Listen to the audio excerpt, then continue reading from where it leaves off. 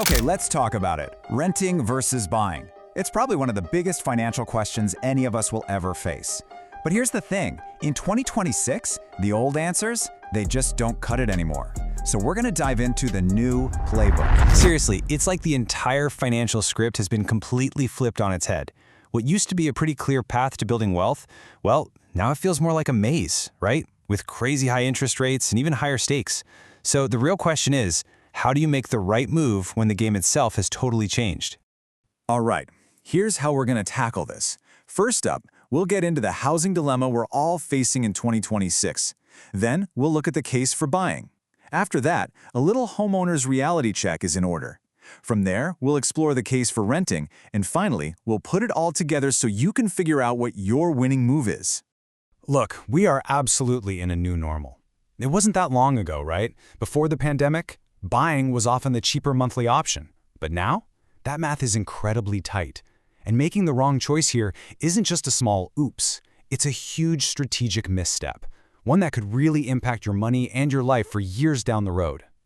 So with all that in mind, you might be wondering, why would anyone choose to buy right now? Well, because that dream of owning your own home, it's still so powerful. And for some really good reasons. It's about way more than just numbers on a spreadsheet.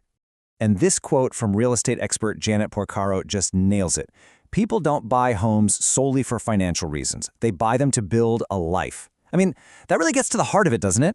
Owning a home isn't just a transaction. It's about stability, it's about progress, it's about putting down roots. And here are those concrete benefits in a nutshell. First, you're building real, tangible wealth. Every single mortgage payment is like a forced savings plan, building up your equity. Then there's the stability. You lock in your costs with a fixed-rate mortgage, so you're not at the mercy of a landlord who decides to hike the rent. And maybe best of all, control. You get the freedom to paint the walls whatever color you want, get that dog you've always dreamed of, to build the life you actually want. No permission needed. And let's talk about one of the most powerful financial tools homeowners have. $500,000. That's the potential capital gains tax exclusion for married couples when you sell your home. I mean, think about that. You could make up to $500,000 in profit, tax-free. That is a massive wealth-building advantage that renters just don't have. Okay, so we've talked about the dream, right? But now it is time for a serious reality check. Because the path to owning a home in 2026, it's paved with some very real and, frankly, very expensive obstacles. And here's the thing you absolutely need to understand. That monthly mortgage payment you've been calculating, that is not the finish line. No way. In fact, it's just the starting gun. So, hurdle number one, the interest rates. As of right now, for a standard 30-year fixed loan, the one that locks in your rate for the long haul, we're looking at rates hovering around 6.35%. That APR you see is just a tad higher because it includes fees. But that rate, that's what sets the baseline for what you can afford. And wow, is it a long way from those super low rates we got used to just a few years back. And get this, before you even make your first mortgage payment, this hits you. Closing costs. They can run anywhere from 3 to 5% of the home's price. So on a $500,000 home, that's potentially $25,000 that you need in cash on top of your down payment. That is a huge, huge barrier to entry. And believe me, the costs do not stop there. Welcome to the never-ending to-do list of being a homeowner. Your HVAC system goes out? That could be $7,500. Need a new roof? That might run you over $13,000. And a broken sewer line? That's a $5,000 emergency you did not see coming. And we haven't even talked about stuff like monthly HOA fees for the neighborhood. These aren't just what-ifs, they are when, not ifs. So I know what you're probably thinking. Okay, I'll just wait it out. I'll wait for rates to come back down. It's a nice thought, but what do the experts actually think is going to happen? Well, the data paints a pretty clear picture. All right, take a look. Fannie Mae is forecasting that rates might dip a little bit over the next couple of years. But look where they're settling.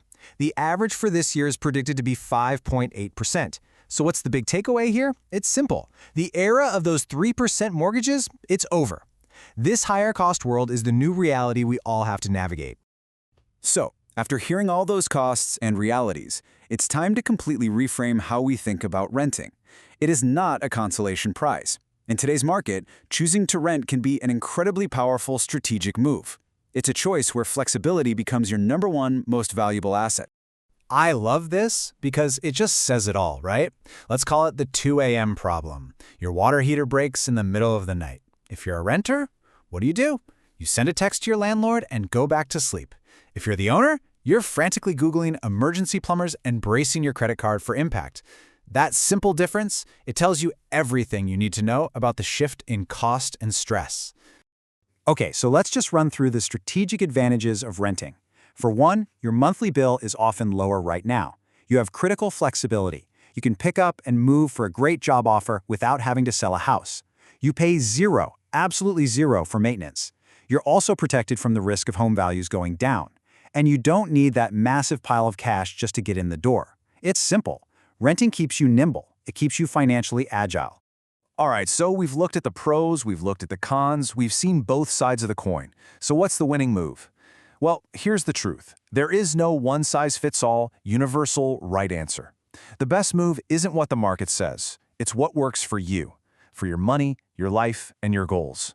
So here's a simple 3-step framework to help you figure it out for yourself. Step 1. What's your 5-year plan?